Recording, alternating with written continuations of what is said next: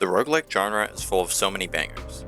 I was introduced to it by my friends through the king of roguelikes, Risk of Rain 2.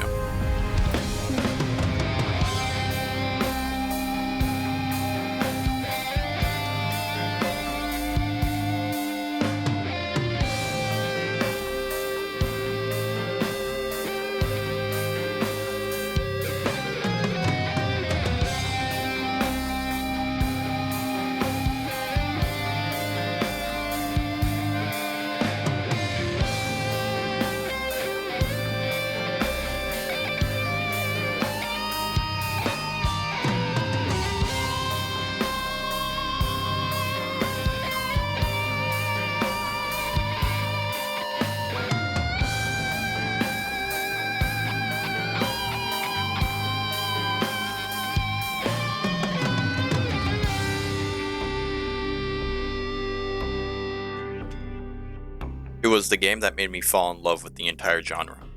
It's genuinely such a good game and franchise. But we aren't talking about Risk of Rain 2. You can tell from the title and thumbnail, we're going to be talking about Risk of Rain Returns.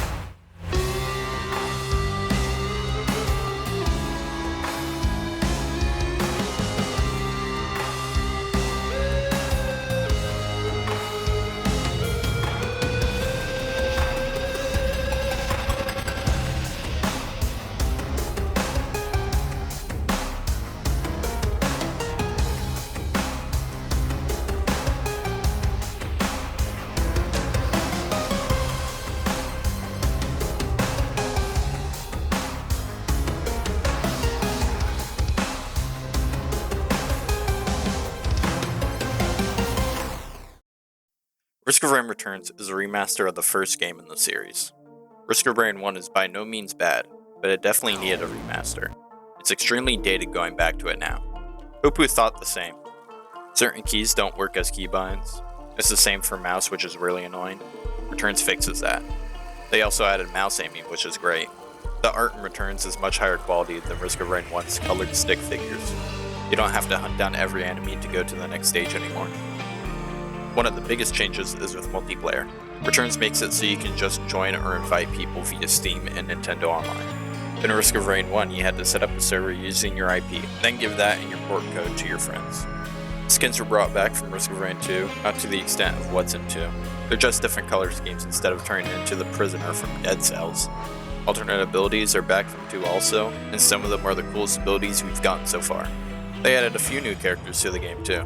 Some items from Risk of Rain 2 were added in, like the Mocha, an item I will do anything to get my hands on. And finally, more quality of life changes. Apart from all the changes made, the gameplay is the same as Risk of Rain 1's, which means it's solid. It's pretty simple. Fight off enemies to get money, use that money to buy items to help you along, find and activate the teleporter to complete the stage, then teleport to the next stage. All of this is happening while a meter with the timer on the top right of your screen is slowly going up and increasing the difficulty. So if you're taking too long, it's going to cost you. Returns is definitely harder than Risk of Rain 2. A major part of that is losing an entire dimension. Another part is that you can only aim left and right. It's not really a problem at all though. Obviously, the Risk of Rain 1 remaster isn't going to play like Risk of Rain 2.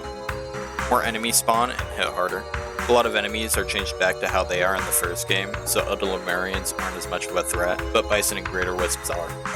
It's harder to run away in general, unless you're playing Pilot, who has a literal eject button. All the survivors you get to play as in Returns are sick. You have Commando, a tactical survivor that dual wields pistols. Huntress, a woman with a bow and a glaive. Not like the normal polearm one, the throwing one that's only represented by Bloons Tower Defense. Enforcer, a dude that uses a shotgun and plays around his riot shield. Bandit, a space cowboy with a shotgun, but he also has a revolver and dynamite. Andy, a robot with a massive hammer that uses drones to buff itself. Engineer, a guy with explosives and turrets. Miner, a melee survivor that plays around a buff meter that gets filled by attacking, and when it's filled it buffs all your abilities. Sniper, a soldier who uses a sniper. Acrid, a literal acid dog. Mercenary, a space samurai. Loader, a guy with half an exosuit that grapples onto things and uses electricity. Chef, a robot chef that oils people up. Pilot, an aerial survivor. Artificer, a space wizard. Drifter, a melee survivor that's able to create temporary items. And All these characters have alternate abilities that change the way they play. Bandit has an alternate primary that's a whip, which turns him into a melee character. Andy's hammer can be swapped out for a buzzsaw. You can change the buff the drones give you. Mercenary has a second ability where you can parry attacks.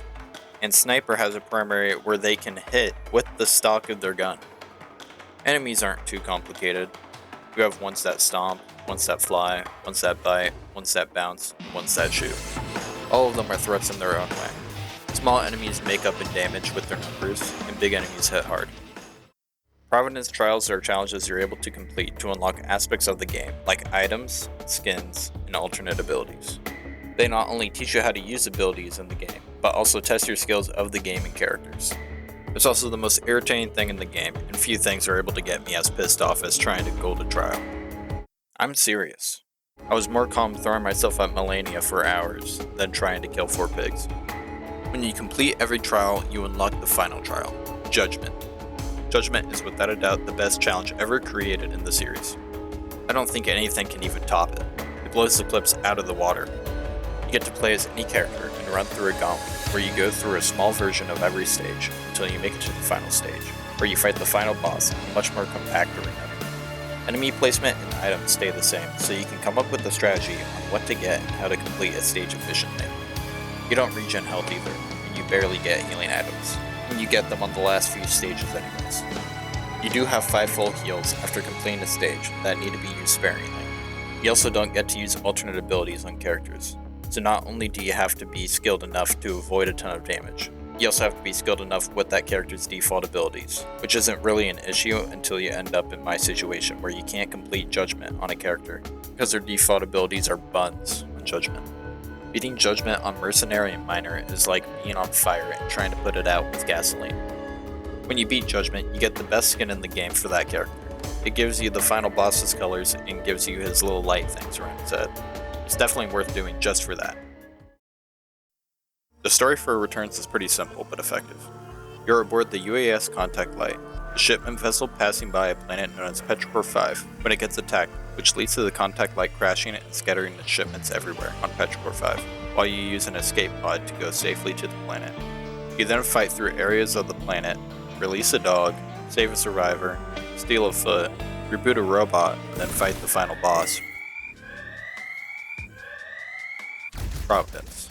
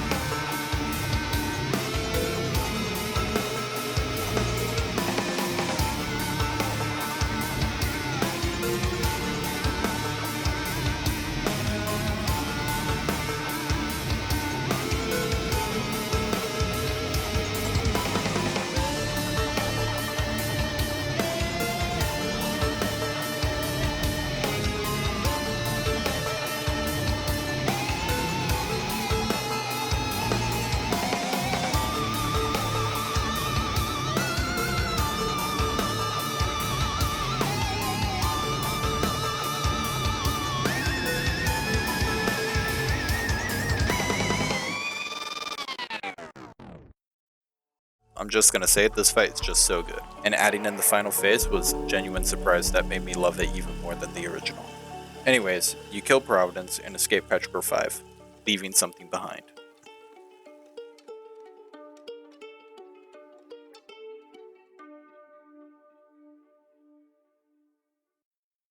The lore is where most of the story is. The Providence log tells you more about after you kill him. The survivor feels regret for killing him, saying, "Why do I feel like I made a terrible mistake?" As well as stating that Providence had a reason that we don't know of for attacking the Contact Light. They also ask, why was a teleporter from Petrichor 5 on the Contact Light in the first place? In the Contact Light's log, you learn that the Contact Light is carrying the cargo of another ship that's been redacted, which led to the Contact Light assigning a new captain and assigning security for the trip, which reads as something that isn't normal. The imp log talks about teleportation and how humans still haven't figured out how to do it. Could explain why they took the teleporter. I kinda want to talk about some other lore I find interesting that doesn't involve the main story much. The Ifrit log talks about how astonished the survivor was since he was launched into space after destroying an entire space colony, so it doesn't make sense why he's on Petrichor 5. The scavenger log talks about how the survivor would have befriended the scavengers if they didn't immediately try to kill them. The ceremonial dagger log explains how it's a ritual knife for someone known as Her. The burning witness log tells us how it's a parasite in a symbiotic relationship with magma, where it gives them eyesight. The Thwib log tells us about Thwibs, a creature that lives in low atmosphere environments. The War Banner and Prophet's Cape are artifacts from the War of 2019. Don't know anything about it. Finally, you know what the Red Whip is about. You thought I was done, didn't you? It's time for the survivors. Drifter is a fiend for metal. Bandit's a stowaway. Commando and Enforcer are hard security on the ship, and both have beef with Mercenary. Engineer got stuck to a door. Bloater is a UAS employee and is kinda sus. Artificer is a member of the High Court. I don't know who they are, but they get special treatment by UAS, as seen in her log. Sniper is a member of the Deimos military, and the contact light was told by the Deimos military to delete records of other things Sniper had on, and not to mention the conflict in the Baron system. And Acrid is a chimera created through genetic experimentation. He's extremely intelligent and violent. Acrid is also cargo on the ship. Okay, now I'm done. Returns' music is amazing. It's just beautiful. Chris Christodoulou cooked when making Risk of Rain 1's soundtrack, and cooked when remastering it. Chris even made a few new songs that just go so hard. There's a reason when Risk of Rain is brought up, the music is too. It's because Chris is the GOAT, and nobody can stop him from making banger after banger. Even with the Secrets of the Storm music he's dropped early, it's just all bangers. This man has 0 bad songs. The game is in a great place, I'd say.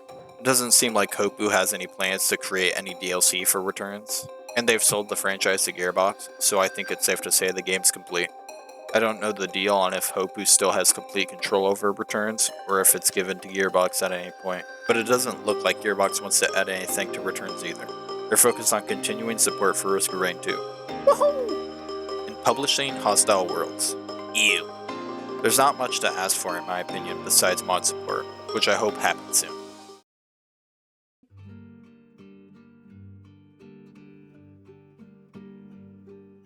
Risk of Rain is an amazing series, and being able to go back to a new and improved version of the first is such an amazing send-off for Hopoo to do. I really can't wait to see what they do next. God, Returns is such an amazing game, man.